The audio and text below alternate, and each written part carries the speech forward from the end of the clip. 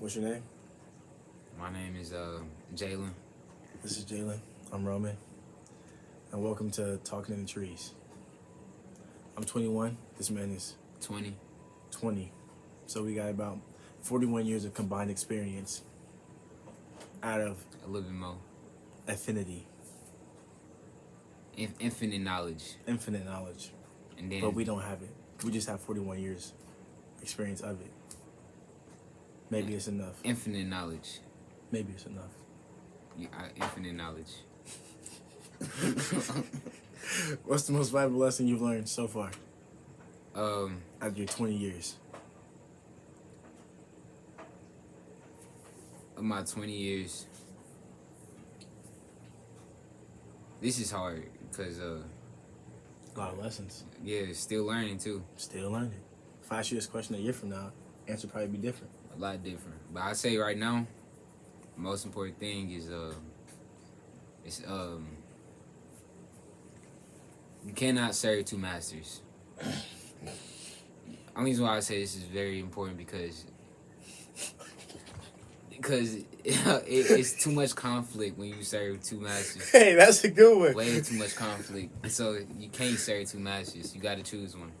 That's such a good one. Martell. Martell? Yep. All right, how old are you? 16. 16. Yeah. What would you say is the most valuable lesson you've learned so far? Never take anything for granted. Why do you think that is?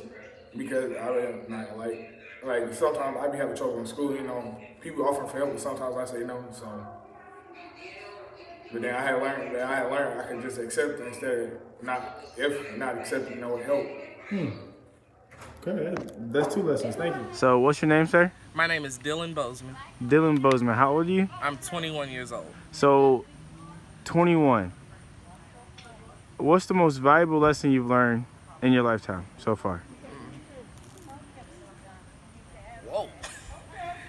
Whoa. Wasn't expecting that. I guess it would have to be truly, and I know it's very cliche, but do unto others as you want them to do unto you. That's the whole law. Yeah. That's the whole law. So, I mean, I think that's the one that hits home the most.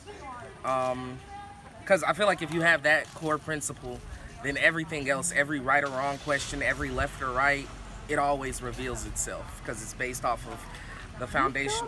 Nobody wants to be treated badly, So by that retrospect, you don't want to treat others badly if you're following, that law. And I feel like that's what makes new ideas, generates new growth, and new connections, which is, I think, what the whole life thing is about. What would you say is what helps you to do that? Like what helps you to treat others as you would want to be treated?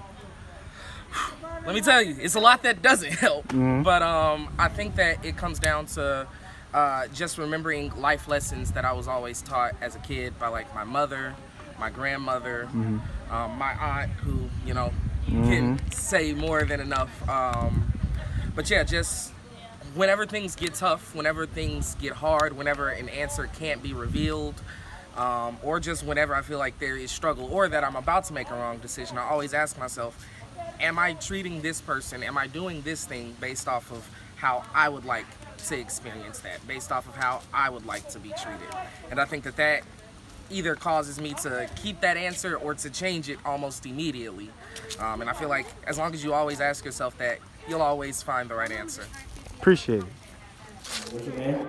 I'm Quay, How old are you, Quay? 23 years old. 23. So what would you say is the most valuable lesson you've learned to this point? Up to this point, I think it would be that strength doesn't come from myself, but God. That things come up and things happen, and when it gets tough, that you can endure, but it isn't your own willpower. So that's where our strength comes from, and our hope comes from. It's from the Lord. Hallelujah. Anything else you want to share with anybody?